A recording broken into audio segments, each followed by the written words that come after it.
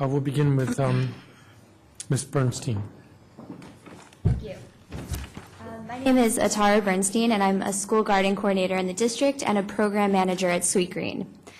Thank you, council members, for calling this hearing and for introducing this bill. I am here to testify about the importance of this legislation, which will improve DC's access to healthy food education. So I'm coming from the optic of a teacher, so I really want to focus on the importance of this bill in educating our kids in the district.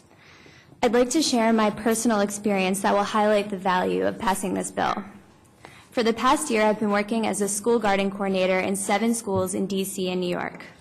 I have taught over 1,000 students this year alone, many of which come from underserved communities. I worked with a group of students from an elementary school in Harlem where 20% of the population lived in shelters.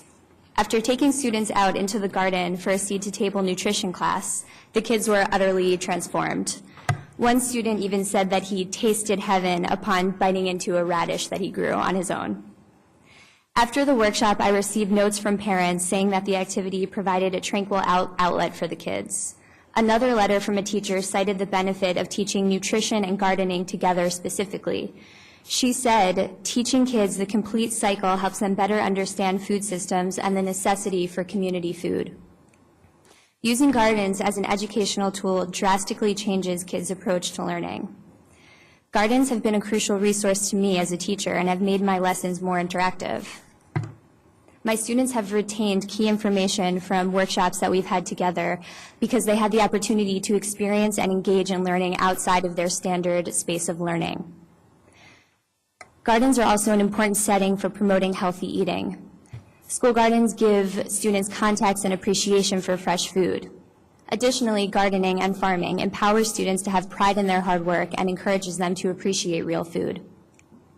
After teaching a farm-to-table class here in the district, a student of mine and a known anxious eater tried spinach that he grew and harvested on his own. Instead of making a big fuss about it, he turned to me and he said, "Miss Atara, I don't like spinach, but I like this." And this story is not an isolated incident to me. After most workshops that I've held, I've received emails from parents in return thanking me for turning their picky eaters into healthy eaters.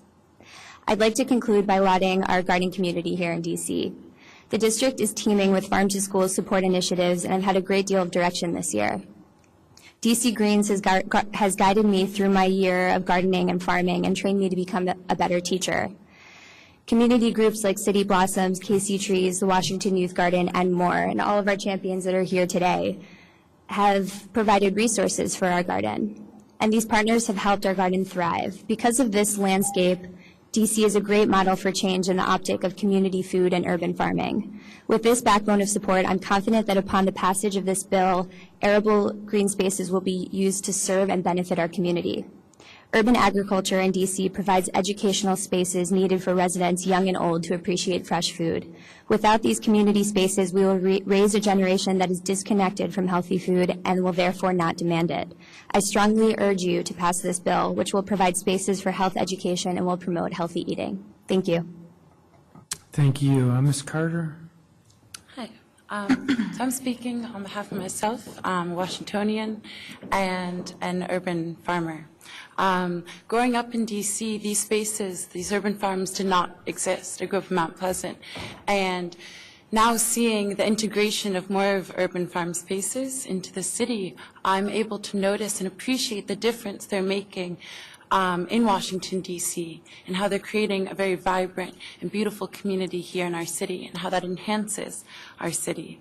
And these farm spaces are not simply aesthetic, but they're producing substantial quantities of food.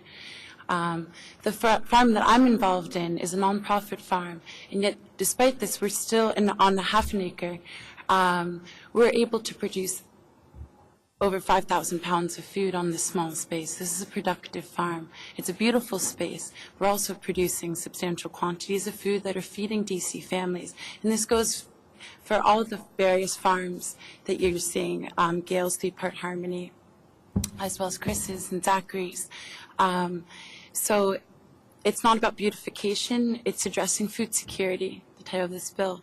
So beyond enhancing the value of the city that you're seeing. That's a big thing that's happening in the city right now. We're putting millions of dollars, supported by the DC government, in new metro lines, in new condos that are going up, as well as the streetcars. These are receiving millions of dollars in government support. So the question is, and the purpose of being here is, what is our government now doing for these urban farms that are also enhancing the quality and the livability of this city? And what has been done? Not much. And so this is the first step in trying to do something to support this city, just like the $200 million worth of subsidies that are going into the streetcars. We need to see some sort of subsidy or some sort of government support for our urban farms that are also enhancing the quality of our city. And moreover than just enhancing the quality, they're feeding people. That's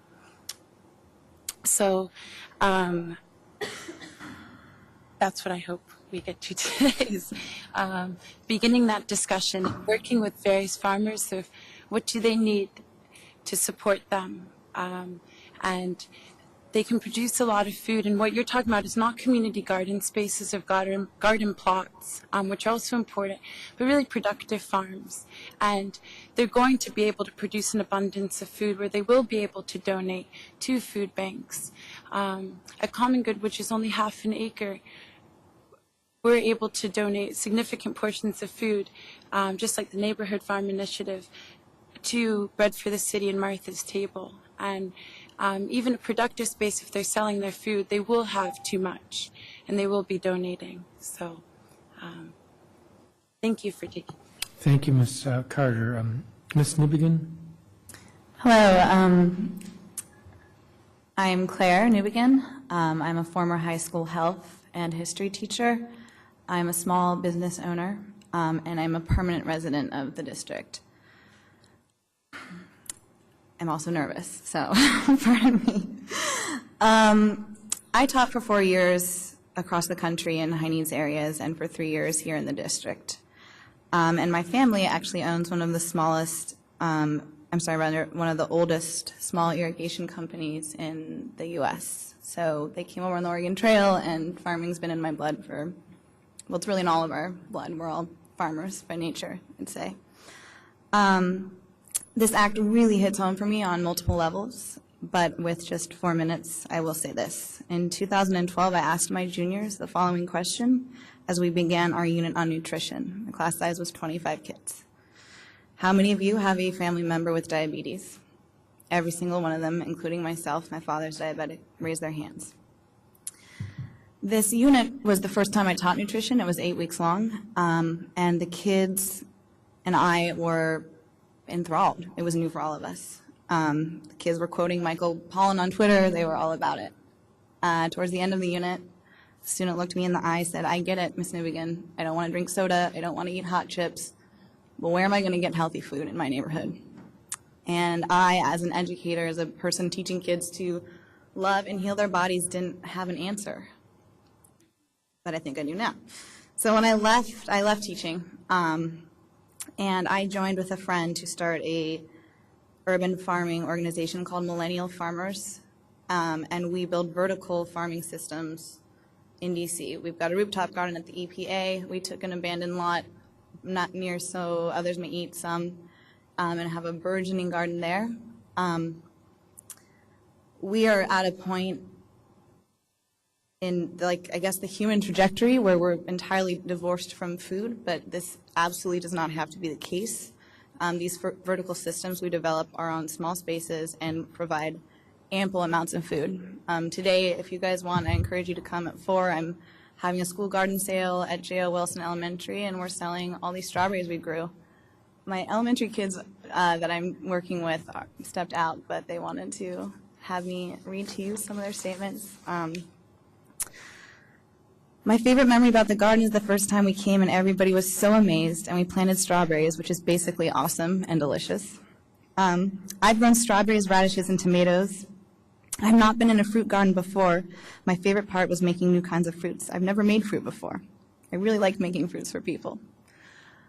I have several ideas after listening today that I would love to speak with you about further. However, perhaps not maybe on television. maybe in a less formal setting, on ways to improve this bill and make it more tangible for members of the district to grow their own food.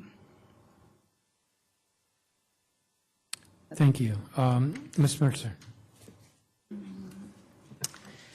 Hello, council members. My name is Nadia Mercer, and I am speaking on behalf of a nonprofit organization called the Washington Youth Garden.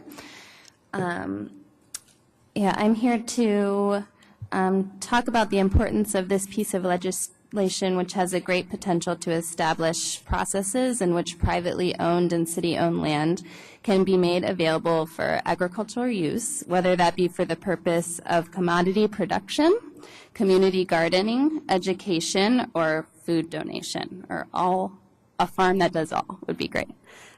First, I want to tell you about the organization I work for as an example of what can happen when land becomes available for use for agriculture. The Washington Youth Garden was established in 1971 and is the longest standing education garden in Washington, D.C.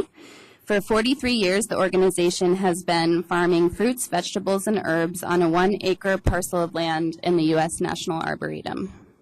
The National Arboretum supports our work by giving our organization free use of the land, water, greenhouses, and other resources.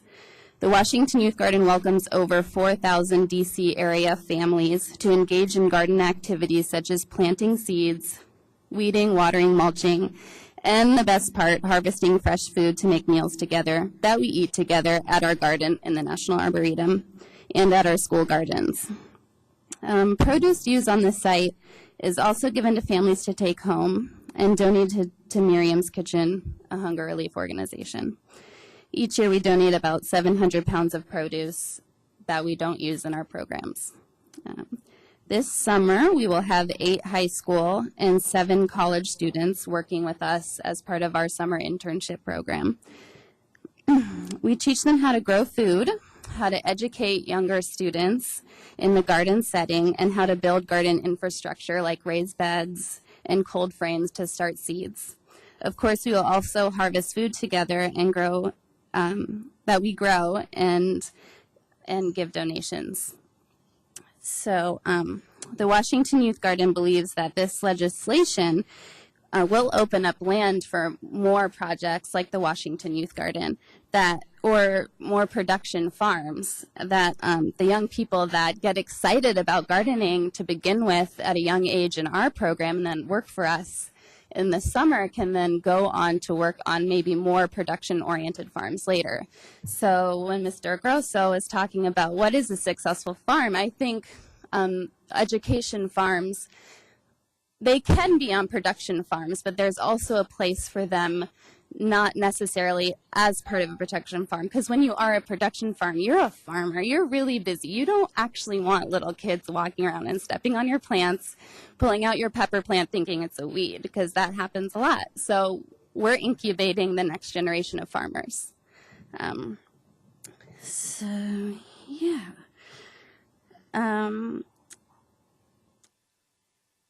One addition that I would recommend is to be included in the legislation would be incentivizing public and private landowners to give longer term leases. To ensure urban farmers' input of time and money is well valued. Speaking on behalf of an urban farm that was started 43 years ago, the soil is now so rich in organic matter that we can grow produce free of soil toxins and without the use of chemicals. Not only has the soil improved, but our organization as a whole has grown in size, community reach, and impact over time. Thank you. Thank you, each of you, for your testimony. Again, I'm at a little bit of a disadvantage. 2 of you had statements, and the others of you didn't. Mr. Grasso, do you have any questions? Well, first, I just want to say thank you for the work that you all are already doing. I think it's really important, and it's going to make, I think the future of urban farming in the district is really bright, and you guys are making that possible. And I agree with you entirely that you really don't want a bunch of little kids running around, but When I was a little kid running around on the farm, I figured out pretty quickly what was and what wasn't a weed. And we actually had songs about it on our farm because my mom didn't want us picking the stuff that we weren't allowed to pick.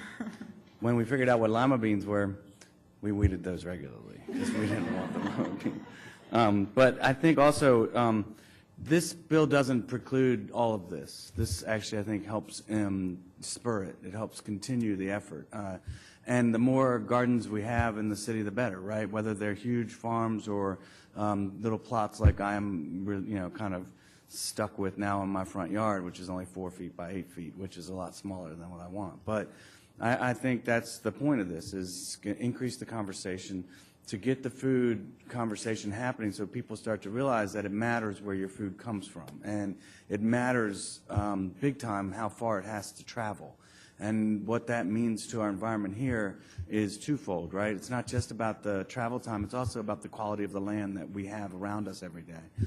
The work you do at the Arboretum is amazing. To have that plot of land be cultivated for so many years is so important, and we should all be doing that. And I think our city's heading in the right direction there. We've embraced these sustainability practices to a certain extent. But you know who is the people that actually promoted recycling, right? It's the kids. As soon as we put it in the schools, the kids then started requiring it at home, and further and further and further. Well, this is, we have to keep doing this. And this bill, though, I think just tries to address the bigger picture around farming and trying to get, production in the city so that we can actually start to sell it here and do it here. So I don't have any big questions. I think if, you guys... I appreciate you doing what you're doing and keep it up. I'd like to come out and see your spaces, so especially the one over at Some. I think that sounds really interesting, the vertical space, and it would be really interesting to see that. So thank you all. Ms. Carter, you are with a farm, I think you said a half acre? Yes. Can I just ask you a little bit about it? So you actually produce enough to be able to sell or give away? We have a CSA membership, which is a community-supported agriculture network of 15 members. But the farm is producing food primarily for low-income residents of the district. I'm a little bit confused. Explain the membership. So folks are either paying a full price to be a member of the farm to receive a quantity of food, or if there's a full price option for 5 people, and for 10 folks they're low income qualifying. So they may use their EBT card to pay on a sliding scale around $10 a week. Okay, and it's about a half an acre, you said? Yes, yeah. Can I ask where it is? So it's in the LaDroit Park neighborhood on V Street behind Howard Hospital. So it's owned by Howard? No, Privately owned land? at Parkland. And parkland? Yeah. Okay, so that's how that works. Okay, I appreciate that. Ms. Newbegin, you were fine in spite of being admitting to being nervous. Others are and don't admit to it. This goes for any of you. If you want to work, have suggestions on the bill, work with the staff. And you can kind of tell by looking here who the staff are for the different council members. Okay. And that would be helpful. Thank you, each of you, for your Thank you. testimony. Thank you.